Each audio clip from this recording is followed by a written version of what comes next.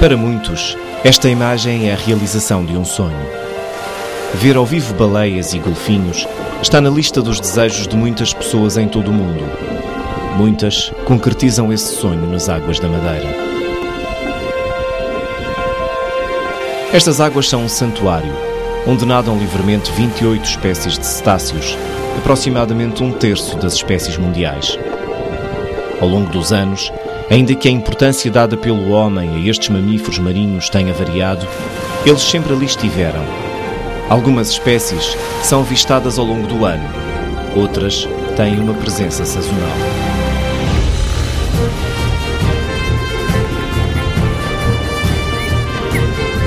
O golfinho roaz é uma das mais comuns. É avistado normalmente perto da costa e está presente ao longo de todo o ano.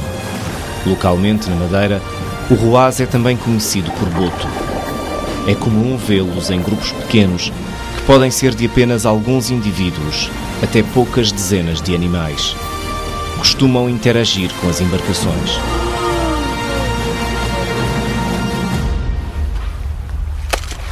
Outra espécie avistada nos mares da Madeira ao longo de todo o ano é a baleia-piloto tropical, também conhecida por boca de panela. Pode atingir os 4,5 metros e um peso de 2.500 quilos. Não é frequente ver estes animais se aproximarem das embarcações. Ao longo de mais de uma década, o Museu da Baleia da Madeira desenvolveu vários projetos que ajudam a conhecer as espécies de cetáceos que frequentam estas águas. Esses trabalhos permitiram atualizar o inventário de espécies de cetáceos que ocorrem na Madeira e uma melhor compreensão da sua distribuição local. Permitiram saber a época do ano em que estão presentes e determinar as abundâncias relativas. Por outro lado, também foi possível avaliar o estado de conservação de algumas espécies e compreender melhor o impacto das atividades humanas nestes animais.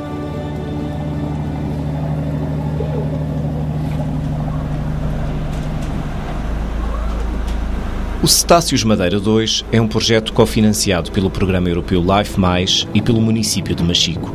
Decorreu entre junho de 2009 e junho de 2013, com 3 objetivos principais dirigidos à conservação de todos os cetáceos no arquipélago da Madeira, com particular destaque para o golfinho roaz e para a baleia-piloto tropical.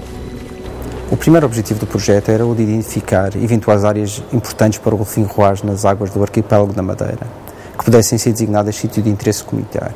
O segundo objetivo era de melhor compreender a interação entre a atividade comercial de observação de cetáceos, conhecida também por whale watching, e as populações locais destes animais, com o intuito, caso fosse necessário, de estabelecer áreas de operação e a respectiva capacidade de carga.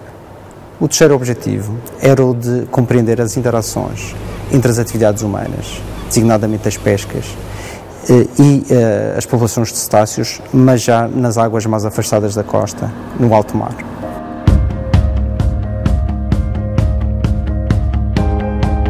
O ponto de partida foi o conhecimento adquirido em projetos anteriores, mas também a necessidade de aprofundar os conhecimentos sobre o roaz. Para além disso, existe a responsabilidade dos Estados designarem áreas de interesse comunitário ou sítios de interesse comunitário no âmbito da Diretiva Habitats.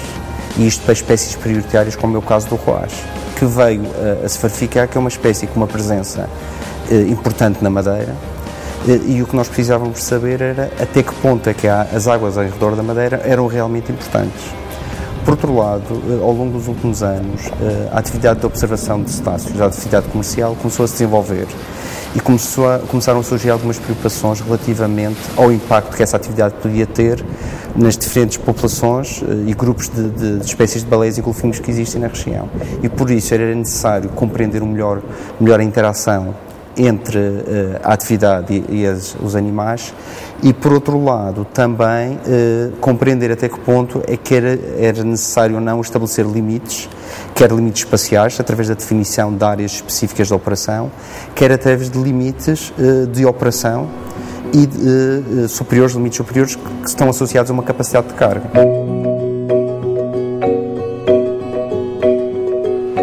O golfinho roaz é uma espécie classificada de interesse comunitário pela Diretiva Habitats. Com esta diretiva, A União Europeia pretende a manutenção da biodiversidade, promovendo um desenvolvimento sustentável. Um dos instrumentos criados foi a Rede Natura 2000. É uma rede ecológica europeia, coerente, composta por zonas especiais de conservação, em terra e no mar, criadas para assegurar o restabelecimento ou manutenção de habitats naturais e das espécies de interesse comunitário, num estado de conservação favorável. A Diretiva Habitats também prevê a vigilância dos estatutos de conservação de espécies de interesse comunitário através da monitorização dos parâmetros que indicam o seu estado de conservação. Desta forma, é possível tomar medidas para repor um estatuto de conservação favorável caso as atividades humanas estejam a ter um impacto negativo sobre as espécies monitorizadas. No projeto Cetáceos Madeira 2, os trabalhos de mar foram desenvolvidos nas águas da Zona Económica Exclusiva da Madeira, uma área de cerca de 454 mil km², 500 vezes superior à superfície terrestre do arquipélago. É uma área que se estende até 200 milhas da costa. São águas temperadas quentes. O fundo praticamente não tem plataforma continental e caracteriza-se por um aumento rápido de profundidade desde a costa. Os arquipélagos oceânicos, como a Madeira, são pontos importantes para espécies marinhas com grande mobilidade, nomeadamente os cetáceos. O trabalho de mar desenvolveu-se nas águas costeiras das Ilhas da Madeira, Porto Santo e Desertas e também no Mar Alto. Parte substancial do trabalho desenvolvido até 12 milhas da costa fez-se a bordo do veleiro Zífios do Museu da Baleia. Para a recolha de dados a bordo, foram utilizadas várias técnicas que ajudaram a fornecer respostas para os objetivos 1 e 2. Ok, está gravado. Pode seguir. Estas campanhas de mar implicaram a realização de censos náuticos sistemáticos. O que é um censo? Um censo é, como para a população humana, pretendemos com os censos contar e contabilizar as espécies e o número de indivíduos das espécies de cetáceos que ocorrem no Mar da Madeira. Olho para o mar e procuro o quê? Não é só olhar. Tento procurar sinais, pistas que me indiquem que estão ali animais.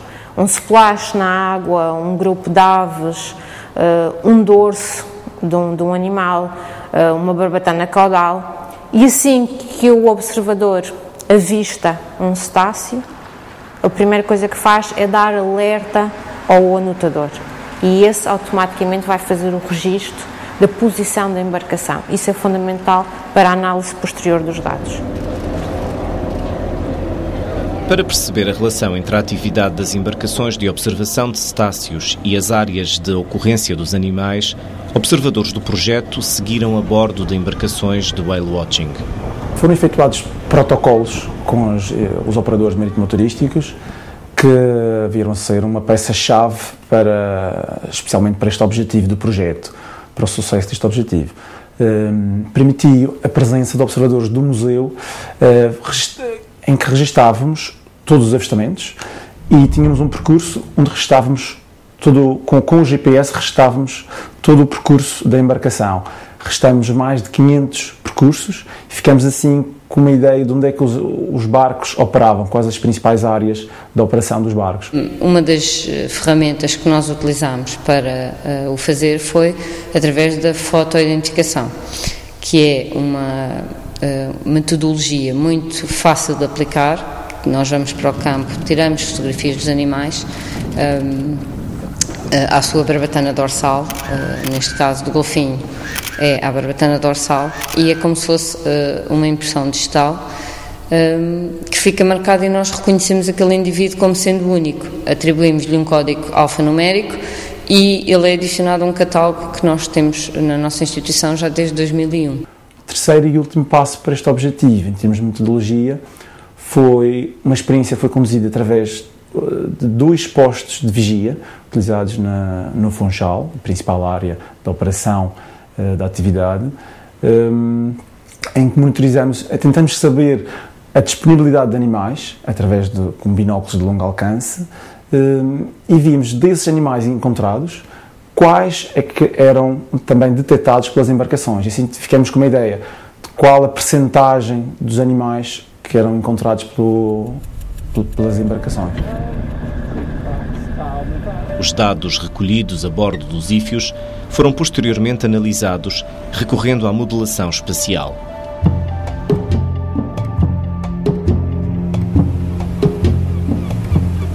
Fora das 12 milhas e tendo por base a extensão da zona económica e exclusiva da Madeira, foram efetuados embarques em atuneiros, seguindo as rotas da pesca do atum.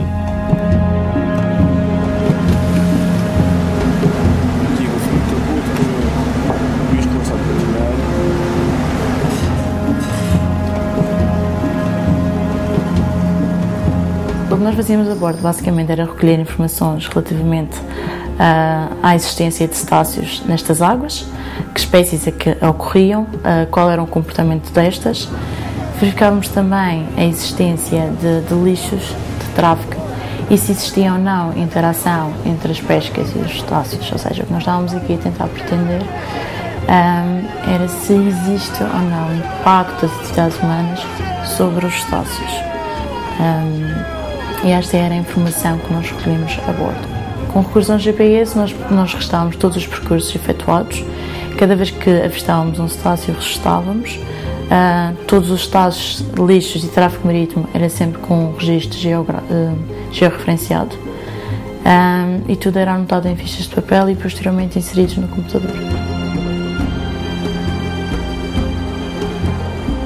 Para tornar possível o estudo de animais com grande porte e elevada mobilidade como os cetáceos, o trabalho de campo traduz-se em números expressivos. No conjunto de todos os projetos, Cetáceos Madeira 1 e 2, Macetos, Golfinincho e Macetos, foram mais de 48 mil quilómetros de navegação. Foram tiradas mais de 10 mil fotografias de roazes e estiveram envolvidos ao longo dos anos 41 voluntários, 21 dos quais no Cetáceos Madeira 2. 12 graus, 12. Entre 2001 e 2012, no conjunto de todos os métodos e técnicas usados no terreno, foram registados 2.357 avistamentos. Desses, 423 foram roazes. A análise dos dados de censos náuticos e fotoidentificação permitiu saber que, em média, cerca de 500 roazes utilizam as águas costeiras da Madeira. Cerca de um quarto desses animais utilizam estas águas regularmente, podendo ser considerados residentes ou associados às ilhas. Ao longo do ano, esta presença varia, registando-se um maior número de avistamentos no verão e no outono.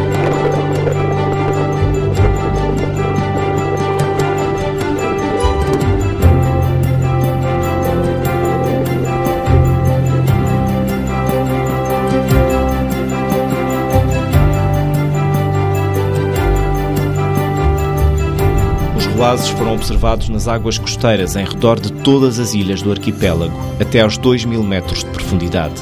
Mas este estudo revela uma preferência por algumas áreas.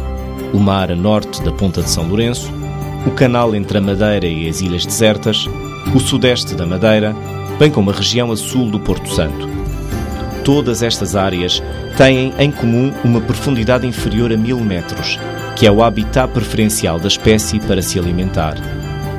Além da alimentação, os roazes utilizam estas águas para socializar, descansar e para a reprodução. Esta informação é importante para o objetivo 1 do Cetáceos Madeira 2, relacionado com a identificação de áreas de importância para o golfinho roaz nas águas costeiras do arquipélago da Madeira, com o objetivo de estabelecer áreas a integrar a Rede Natura 2000. O golfinho roaz é uma das espécies de cetáceos potencialmente mais vulneráveis à atividade humana no arquipélago da Madeira. Esta vulnerabilidade tem a ver com a sua distribuição bastante costeira e atinge especialmente os animais residentes que dependem fortemente das águas da Madeira e da qualidade do seu habitat para viverem. As potenciais ameaças são variadas e passam pela atividade comercial de observação de cetáceos, pela conduta das embarcações de recreio, pela atividade de sonares militares navais, bem como pelos lixos no mar, especialmente os plásticos. Estas ameaças podem ter impacto porque a distribuição do golfinho roaz coincide em parte com o sul e sudeste da Madeira, a área de maior atividade humana no mar. o facto de cerca de 125 golfinhos roases escolherem as águas da Madeira como sua casa para aqui viverem e desenvolverem atividades importantes à sua sobrevivência, como sejam a reprodução, a alimentação e a socialização. E o facto destas águas serem ponto de passagem, paragem e alimentação para milhares de golfinhos em migração no Atlântico justificam claramente a criação de um sítio de interesse comunitário nas águas da Madeira. Por outro lado, a criação deste sítio de interesse comunitário irá contribuir claramente para a coerência e interconectividade da Rede Natura 2000, estabelecendo uma ponte entre sítios de interesse comunitário já estabelecidos em proposta nos Açores, nas Canárias, na Península Ibérica, e trazendo claramente uma mais-valia para a conservação desta espécie no Atlântico. A área proposta abrange as águas costeiras em redor da Ilha da Madeira e as Ilhas Desertas e Porto Santo, entre a costa e a batimétrica ou profundidade de 2.500 metros, o que representa uma superfície total de 5.500 km². Engloba todos os habitats importantes para o roaz no arquipélago. A sua grande dimensão explica-se com a elevada mobilidade da espécie. A experiência de outros sítios de interesse comunitário para espécies altamente móveis como o roaz demonstram que estas áreas devem ser abrangentes, não só para incluir o habitat crítico identificado no momento da sua criação, mas também para acomodar flutuações naturais na sua área de distribuição. Mas, em termos práticos, o que é que muda com a criação de um sítio de interesse comunitário? Um dos aspectos que muda é que passa a haver a monitorização da espécie. Com isso é possível detectar alterações e, caso seja necessário, tomar medidas que permitam conciliar as atividades humanas e o estado de conservação da espécie. É preciso ter em conta que a criação de um sítio de interesse comunitário não implica o fim ou a limitação das atividades humanas. Manter o estado de conservação favorável do golfinho de roaz nas águas da Madeira traz benefícios não apenas ambientais e ecológicos, contribuindo claramente para um meio marinho equilibrado, mas também traz benefícios culturais e socioeconómicos, por exemplo, contribuindo para a sustentabilidade da atividade do whale watching e para a sua valorização. No caso particular da Madeira, têm sido tomadas medidas que contribuem para o estado de conservação favorável destes animais. Em 1986, entrou em vigor a lei que pôs fim à captura, manuseamento e abate de cetáceos nestas águas. Mas também foi decidido o não licenciamento de redes de emalhar, em paralelo com a promoção de artes de pesca seletiva. Além disso, foram tomadas medidas que regulam a atividade comercial de observação de cetáceos.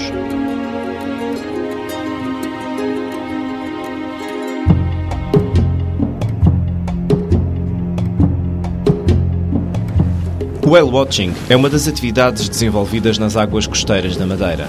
É efetuada por empresas de animação turística que se dedicam a passeios de mar que incluem a observação de baleias e golfinhos. Teve início na Madeira na década de 1990, na costa sul da ilha.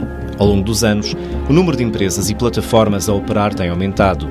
Diariamente, mais de uma dezena de embarcações deixam o Porto do Funchal e outros pontos da ilha para um passeio até o largo com o objetivo de observar cetáceos. Em 2004, o Museu da Baleia propôs um código de conduta com regras para a observação de baleias e golfinhos.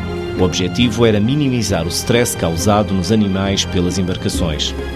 Apesar de voluntário, o código de conduta foi adotado pela maioria das empresas do setor e serviu de base ao Decreto Legislativo Regional que estipula o regulamento da atividade de observação de vertebrados marinhos na região autónoma da Madeira. Este decreto regional contempla um código de conduta, a definição de áreas de operação e a capacidade de carga de cada uma delas. A intenção é criar um equilíbrio entre o interesse turístico e económico e a conservação das espécies de cetáceos destas águas.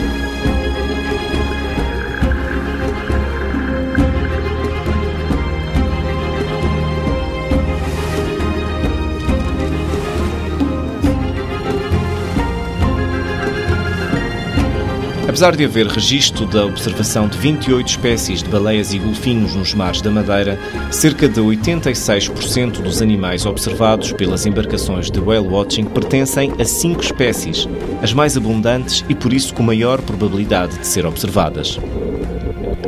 O golfinho roaz e a baleia piloto tropical são duas das mais observadas.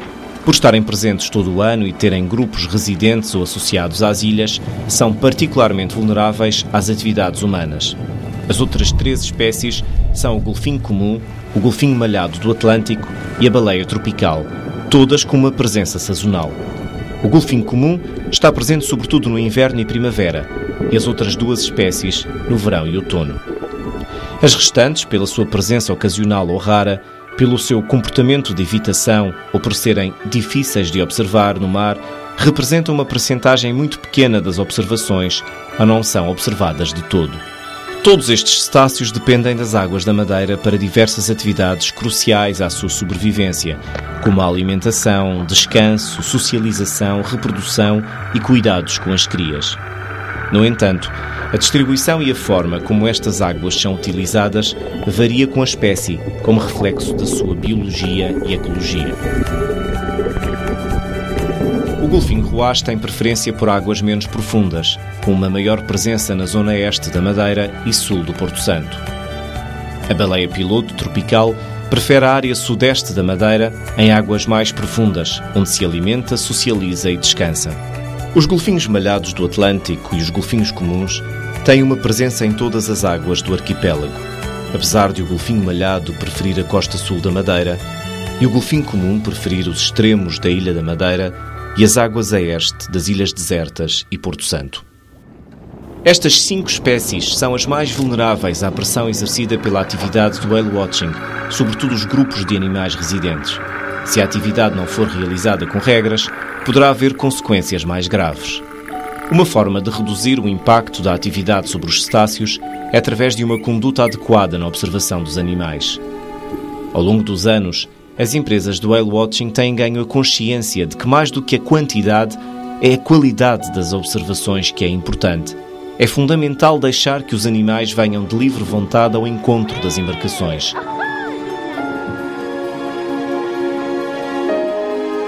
O Cetáceos Madeira 2 previa a definição de áreas de operação para as embarcações de observação de cetáceos nas águas do arquipélago da Madeira e o estabelecimento da respectiva capacidade de carga. A capacidade de carga foi definida com base em 2 parâmetros: o número máximo de embarcações autorizadas a operar na área e o número de viagens máximo diário a realizar por cada embarcação. Um dos resultados do Cetáceos Madeira 2 é a proposta de 5 áreas de operação para as embarcações de whale watching, com capacidades de carga distintas. A área sul, a mais bem estudada e com maior número de embarcações a operar atualmente, foi considerada a área de referência, tendo por base que o nível atual de operação nesta área é sustentável de acordo com os limites previstos na lei. Para algumas das outras áreas, designadamente as áreas nordeste e sudeste da Madeira, foi considerado um factor de ponderação para baixar a pressão face à importância específica dessas áreas para as espécies-alvo da atividade. A definição de áreas de operação e da respectiva capacidade de carga ajuda a manter a pressão sobre os animais dentro dos limites aceitáveis e permite ao mesmo tempo o desenvolvimento da atividade. Com este conjunto de medidas, a conservação e bem-estar dos animais observados, bem como a qualidade e crescimento sustentável da atividade na região, ficam salvaguardados. Até à realização deste projeto, o conhecimento acerca dos cetáceos nas águas da Madeira referia-se a áreas mais perto da costa. Por isso foi criado um objetivo que visava expandir esse conhecimento às águas offshore, ou seja, em distâncias superiores a 12 milhas.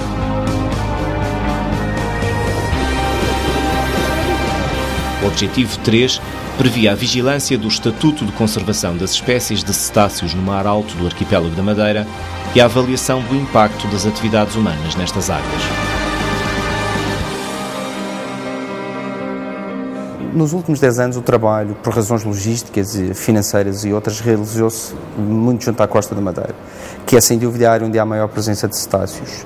No entanto, a Madeira tem sobre a sua responsabilidade tem a zona económica exclusiva, que é uma área extensa, que tem bancos submarinos e onde se desenvolve um conjunto de atividades humanas, designadamente atividades de pesca.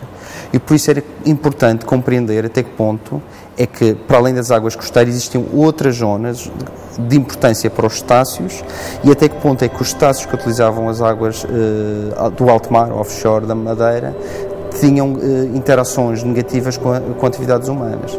E foi nesse sentido que integramos este objetivo no projeto, de forma a ser feita essa monitorização e entendermos até que ponto é que havia problemas. As saídas para o mar da Zona Económica Exclusiva da Madeira serviram para localizar e identificar as espécies de cetáceos e determinar a sua abundância relativa. Ao mesmo tempo, procuraram determinar as potenciais ameaças existentes e o seu impacto nos cetáceos. Elementos da equipa embarcaram em 10 das 19 embarcações de pesca do atum, embora a colaboração tenha envolvido toda a frota. A bordo, os observadores acompanharam 364 eventos de pesca, com 203 avistamentos em águas offshore. Do conjunto de espécies, a mais avistada foi o golfinho comum, que representa 29% dos avistamentos. Os restantes referem-se a outras espécies de golfinhos e grandes baleias. Nós vimos cerca de 11 espécies de cetáceos, sendo a mais avistada e a mais abundante o golfinho comum. A razão pela qual provavelmente é a espécie mais avistada e mais abundante tem muito a ver com a nossa localização do próprio esforço. Nós concentramos o nosso esforço entre março e setembro. Os meses de inverno e de primavera são meses em que temos uma grande abundância de golfinhos comuns. Nós temos um grande esforço nesta altura do ano. Nós pensamos que a razão pela qual o golfinho comum é das espécies mais vistas advém desse facto. Daí que nós queremos expandir o nosso... se continuarmos com a monitorização, queremos expandir esta metodologia, este estudo para todo o ano, para que tenhamos uma cobertura de todo o ano e da ZEE total.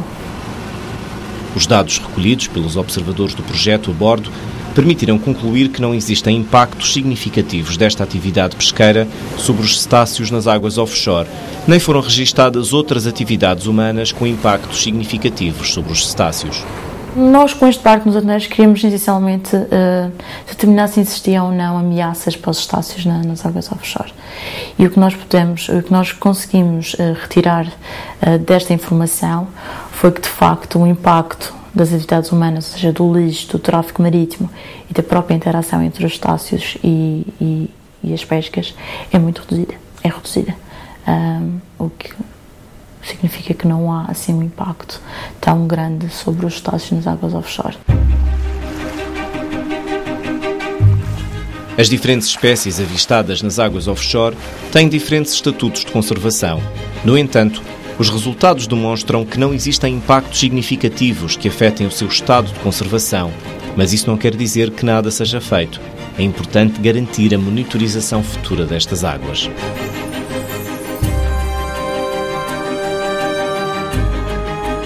Quais são os jogos que nós vamos fazer?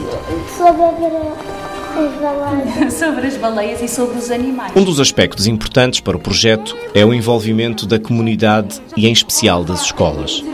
Foram desenvolvidas atividades como uma campanha de sensibilização ambiental nas escolas, formação de professores com explicações sobre o projeto e sobre o Museu da Baleia, ou a dinamização de uma exposição itinerante dedicada à Rede Natura 2000, que percorreu todos os concelhos da Madeira.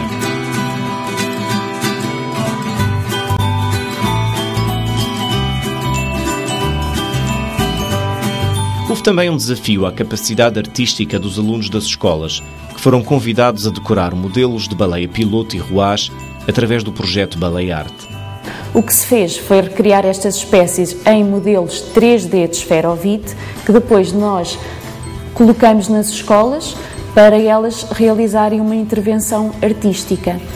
As escolas tinham total liberdade para decorar os modelos, desde que utilizassem materiais reutilizáveis, para passarmos também a mensagem da proteção ambiental. No final resultaram 18 modelos muito interessantes e muito bonitos, que constituíram uma exposição temporária também chamada Baleia Arte. Associada a esta decoração das escolas, tivemos ainda o prazer de ter a artista plástica madeirense Patrícia Somares, que decorou um modelo de baleia piloto tropical, a que ela chamou as baleias que cruzavam os oceanos. Esta peça de arte faz parte do Museu da Baleia e foi um prazer para nós ter a colaboração desta artista. Sabem o nome desta baleia? Não. Tem a cabeça quadrada? Cachemar. Boa, gostei. Um outro desafio foi lançado a alunos de uma escola do 4º ano de Machico. Um desafio de escrita criativa que resultou num livro dedicado à mascote do Museu da Baleia, a Pintarolas, com o título Pintarolas e o Futuro do Oceano. Fomos semanalmente à escola de Machico, reunimos-nos com os alunos na hora de biblioteca escolar e primeiro começamos por explicar o que eram os cetáceos e a partir das informações que nós lhes dávamos, pedimos-lhes para eles criarem textos criativos, em que eles tinham a liberdade para escolher as personagens, em que eles tinham a liberdade para escolher a forma como se iam exprimir. Tanto podia ser num texto escrito, como num poema, numa adivinha, numa anedota, e resultou um livro com estas várias tipologias de escritas.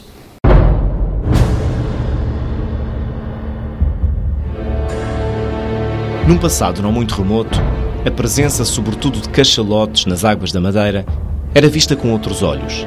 Eram uma fonte de recursos e por isso legalmente caçados. O caniçal funcionava como porto de embarque destas pequenas embarcações que caçavam estes gigantes dos mares, extraindo óleos, farinhas, marfim e o valioso âmbar cinzento. Desde 1981, esta realidade mudou. Os cetáceos podem nadar livremente nestas águas e fazer as delícias das centenas de visitantes que realizam um sonho ao olhar para imagens como estas.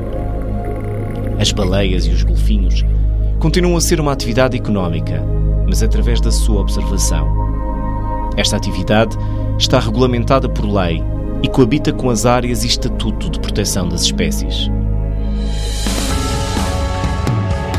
Além de ser uma instituição ligada à ciência e à procura do conhecimento, o Museu da Baleia é um tributo à relação dos madeirenses e muito em especial da população do caniçal com o mar. É um espaço de conservação da natureza, com um percurso expositivo que mostra a importância que os cetáceos sempre tiveram para as gentes desta ilha. Aqui contam-se histórias de vidas ligadas ao mar, através de experiências multimédia. E enquanto a beleza do mundo destes mamíferos marinhos delicia os visitantes, a equipa do Museu da Baleia continua a trabalhar no terreno. A monitorização das espécies de baleias e golfinhos vai continuar, através de ações no terreno.